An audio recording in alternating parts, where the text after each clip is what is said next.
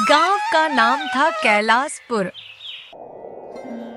हर साल यहाँ बारिश बहुत होती थी, लेकिन इस साल बहुत ज्यादा हो रही थी।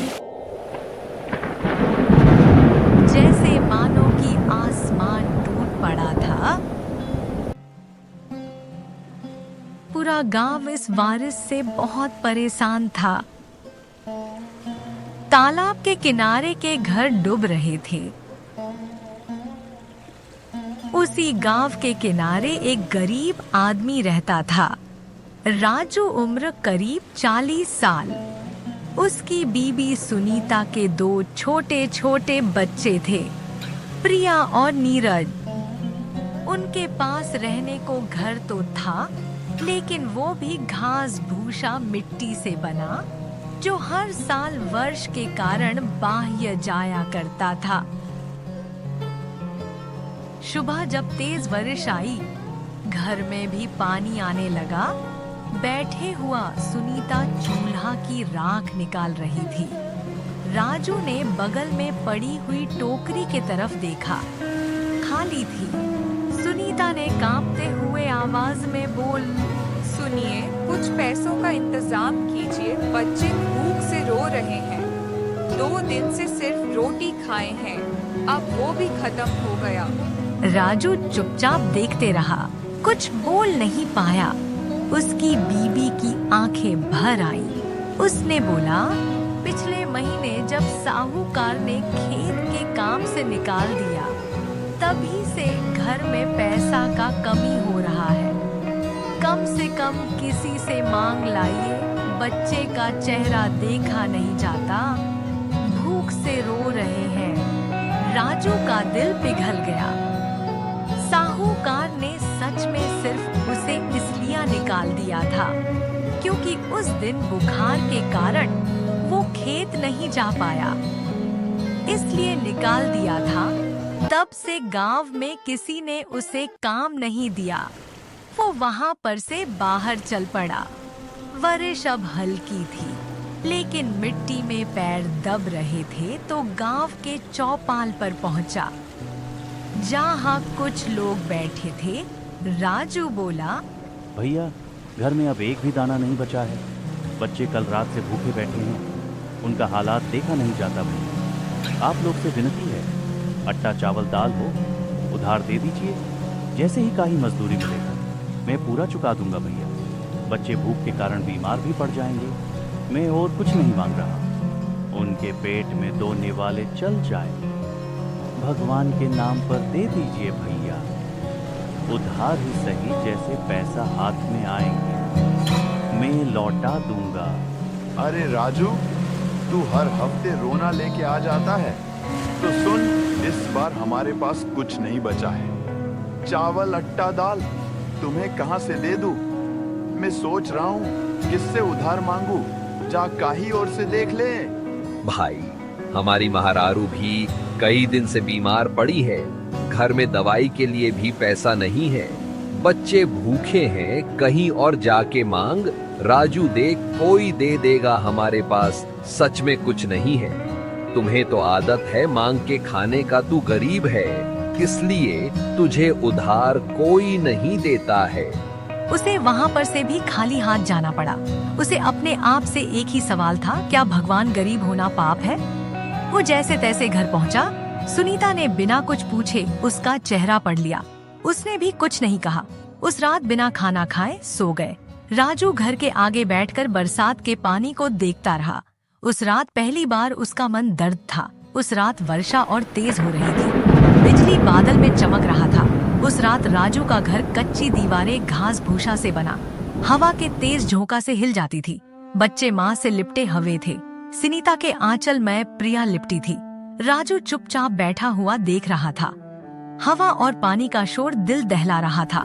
अचानक एक बार बहुत तेज वर्षा हुआ और घर के ऊपर की छत उड़ गया। घर में पानी जाने लगा। जल्दी से राजू बीबी और बच्चों को जल्दी से बाहर निकला। चारों तरफ सिर्फ हवा और पानी चल रहा था, तो सबको लेकर गांव के चौपाई के तरफ लेकर गया। भैया सुनो ना भैया, घर छत अंधी के कारण उड़ गया। बच्चे वर्षा में भीग रहा है और कांप रहे हैं। उनका रोना सुनकर मेरा कलेजा फट रहा है। बस आज की रात ही सही अपने घर के किसी कोने में पनाह दे दीजिए। मैं कुछ नहीं मांग रहा हूँ भैया, बस बच्चे के लिए बोल रहा हूँ। चलिए देख लीजिए कैसे कांप रहे हैं। भूख और सर्दी के कारण भगवान के नाम पर दे दो। मैं इस एहसास को कभी नहीं भूल पाऊंगा। राजू, हम भी किसी तरह जी रहे हैं। हमारे अपने घर में जगह नहीं बचा है। तुम्हारे लिए कहाँ से करूं इंतजाम? जाओ कहीं और यहाँ मत खड़े रहो। हर बार तुम्हारी मदद नहीं कर सकते। उसने कई लोगों से मदद मांगी, किसी ने उसकी ओर नहीं देखा। राजू का पैर मिट्टी में धंस रहे थे, ठंडी हवा से बच्चे कांप रहे थे। उसने गांव के चौपाल के नीचे पुराने नियम के नीचे बैठे रहे। पेड़ का मोटी डाल कुछ पानी रोक रही थी, लेकिन पूरी तरह नहीं। सुनीता चुपचाप बैठी रही। हवा इतना तेज बह रही थी, लगता था कि पेड़ ही टूट जाएगा। बच्चे ठंड से कांप रहे थे। नीरज ने राजू से पूछा, पापा, अब हम कहाँ रहेंगे? हमारा घर तो टूट गया, सब बर्बाद हो गया। पापा, अब हम कहाँ सोएंगे? मुझे बहुत ठंड लग रही है। कोई हमें अपने घर मैं भी जगह देता। ऐसा क्यों है पिताजी? हमने तो किसी का बुरा भी नहीं किया, फिर लोग हमारी मदद क्यों नहीं करते हैं? राजू के पास कोई जवाब नहीं था। उसके आंख से आंसू बहने लगे, जो बारिश के बूंदों में मिल गए। वो सारी रात पेड़ के नीचे बैठा रहा। बरसात की बूंदें, बहती हवा और बच्चों का सिसकना और पत्नी की खामोशी, हर चीज जैसे उनके दिल पर चोट कर रही थी। उसने आसमान की तरफ देखा और बोला, ये कैसी परीक्षा? क्या गरीब के लिए नीचे जमीन नहीं बची है? सुबह की पहली किरण बदली हुई थी। आसमान में सूरज था, बादल अभी भी मंडरा रहा था। पूरी रात बच्चे भीगने के बाद कांप रहे थे। राजू सारी रात नहीं सो पाया था। वो बस पेड़ के नियम के मोटी डालों को देखता रहा। जब सुबह हुआ तो पेड़ के तनों को देखता रहा। पेड़ ठंडा था लेकिन मजबूत। उसकी मोटी शाखा जमीन से करीब 10 फीट ऊपर फैला हुआ था। उन शाखा के बीच थोड़ी सी जगह था जहां आराम से एक छोटा घर बन सकता था। राजू का मन बचपन में चला गया। बचपन के दिन जब छोटा था तो इसी नियम के ऊपर चढ़कर घंटे खेला करता था। उसकी माँ कहती थी, पेड़ तेरा सबसे सहारे है। जब भी अकेला महसूस करेगा, इसके नीचे बैठ जाना, ये तुझे अपने छाव में समेट लेगा। धरती चाहे कितनी भी डोले आ गया या तूफान आए थे, पेड़ तुझे कभी गिरने नहीं देगा। जब तुझे लगे दुनिया में कोई तेरा नहीं, तब ये तेरे साथ खड़ा रहेगा, ये तुझे बचा लेगा। जैसे माँ बच्चे को गोद में लेती है, वैसे ही ये पेड़ तुझे लेगा। उसने उसी समय सोचा था, काश मेरा भी घर पेड़ पर होता तो कम से कम घर में पानी नहीं भरता। अगर जमीन ने जगह नहीं दी तो क्या होगा? अब मैं घर पेड़ पर बनाऊंगा। हाँ, मैं सोच लिया हूँ, मैं इस पेड़ पर ही घर बनाऊंगा। देखो तो इसकी कितनी मोटी मोटी डालें हैं, कितनी मजबूत हैं ये। अगर हम इसका सहारा लें, हमारा घर उतना ही मजबूत होगा। सोचो सुनीता, अगर ऊपर घर बनाऊंगा तो घर में पानी भी नहीं जाएगा और बच्चे भी सुरक्षित रहेंगे। यह पेड़ हमें बचा लेगा। मैं चाहता हूँ हमारा घर ऐसा बने जो कभी नहीं टूट पाएगा। बस तुम मेरा साथ देना, बस देखना, ये मैं करके दिखाऊंगा। पेड़ पर घर क्या राजू मुमकिन है? सुनीता, मुमकिन और नामुमकिन में बस फर्क मेहनत का होता है। अगर इंसान ठान ले न कुछ भी कर सकता है, तुम बस विश्वास रखना अपने पति पर, चाहे कुछ भी हो जाए, मैं करके दिखाऊंगा। ये पेड़ ही हमारा आसरा बनेगा। उसने वहीं पेड़ के नीचे अपनी कुल्हाड़ी उठाई।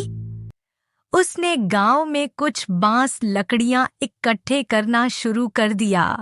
रास्ते में उसको कुछ लोग, अरे राजू, अब जंगल काट के क्या उखाड़ लेगा? अरे बता तो सही, इतना वर्ष में लकड़ियां सूखती नहीं, तुम इसे जला भी नहीं सकते। जब देखो कभी लकड़ी कभी घास भूसा बनता है। इससे क्या होगा रे राजू? हंसी आती है तुझे देख के।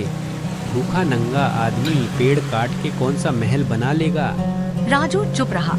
वो जनता था, उसकी सोच उन लोगों के बाहर है। राजू दिन रात मेहनत करता था। इतनी तेज वर्षा में जंगल से लकड़ी लाता था। वो हवा के कारण कांप रहा था। उसके हाथ में छाला पड़ गया था, लेकिन उसने हार नहीं मानी। उसके दिल में एक ही बात थी, अब इसे ही घर बनाना होगा।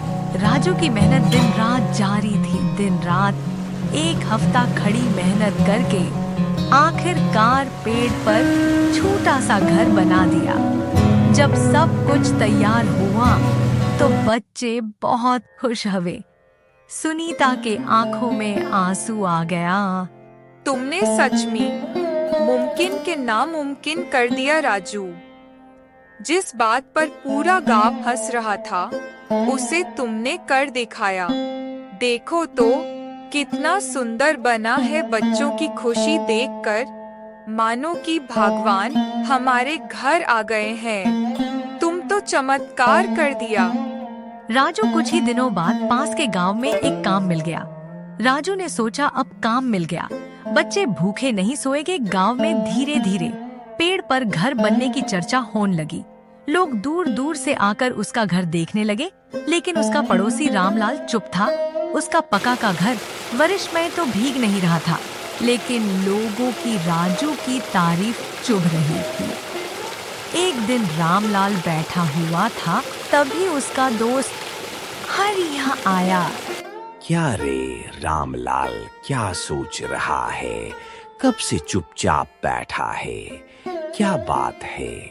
राजू समझता क्या है? पेड़ पर घर बनाकर पूरे गांव की तारीफ बटोर रहा है, जैसे उसने कोई बड़ा कारनामा कर दिया हो। मैं देखता हूँ कब तक टीकता है।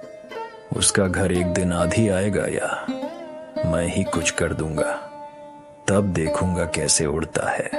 क्या करेगा अब तुम?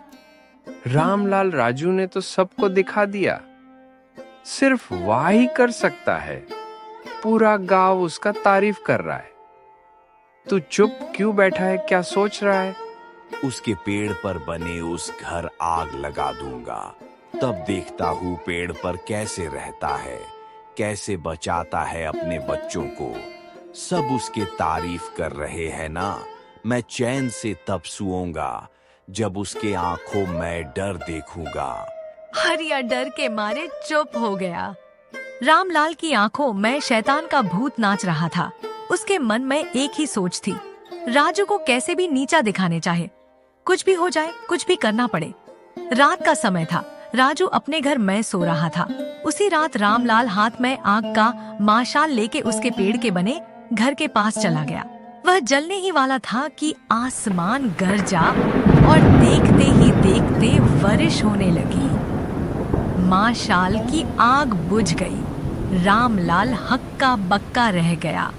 चारों ओर देखने लगा, पीछे से हरिया की आवाज आई। रामलाल क्या कर रहा है? रामलाल पलटा, देखा हरिया के साथ कई लोग भीगते खड़े हैं। उनके चेहरे पर गुस्सा था। तभी एक बोला, हरिया ने हम लोगों को सब कुछ बता दिया था। तुम्हारे दिल में इतना नफरत है, इतने गंदे विचार आते हैं तुम्हारे मन में, तुम इतने बुरे हो। एक गरीब आदमी जो अपने मेहनत से घर बनाया और अपने बच्चे को बचाया, उसका घर जलने आए हो, जरा भी शर्म नहीं आई? तुम सोचो, अगर तुम्हारे बच्चे के सिर से छत छीन जाए तो क्या होगा? तुम्हारे अंदर इंसानियत खत्म हो गई है क्या?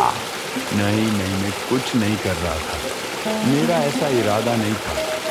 मैं तो बस यहाँ से गुजर रहा था। मुझे माफ कर दीजिए भैया। मैं कसम खाता हूँ आगे से ऐसा कुछ नहीं करूँगा। लेकिन गांव वाले सब जन चुके थे। अगले दिन गांव में पंचायत बैठी।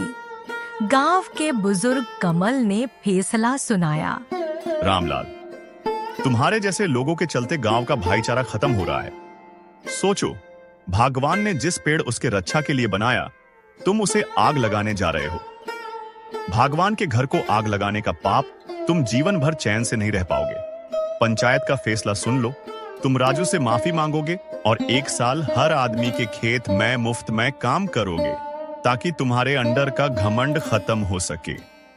तभी तुम्हें समझ में आएगा मेहनत क्या होता है और कि दर्द क्या होता है।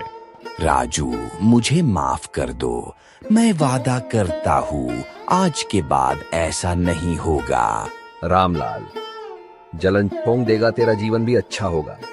मैं तुझसे आज तक से कोई दुश्मनी नहीं रखी, तू समझ नहीं पाया कि असली सुख दूसरों को तकलीफ देने में नहीं की, उनके दुख दूर करने में है। जा, अब अपने दिल से नफरत को निकाल दे, तभी तुझे सभी सुख मिलेगा। वही पेड़, वही वृक्ष। लेकिन अब समय बदल गया। गांव वाले राजू के पेड़ पर बने घर को दूर दूर से देखने आते थे और कहते, देखो मेहनत का कितना अच्छा फल है। ये राजू है जिसके पास न पैसा न घर, लेकिन अपनी मेहनत और दिमाग से पेड़ पर घर बना दिया। ये हमें सिखाता है कि अगर मनुष्य ठान ले तो कुछ भी कर सकता है। गरीब आदमी भी अपने परिवार के लिए आसमान तक भी घर बना सकता है। बस हिम्मत, खुद पर भरोसा होना चाहिए। राजू ने संबित कर दिया कि अगर सोच तुम्हारी बड़ी हो तो कुछ भी कर सकते हो।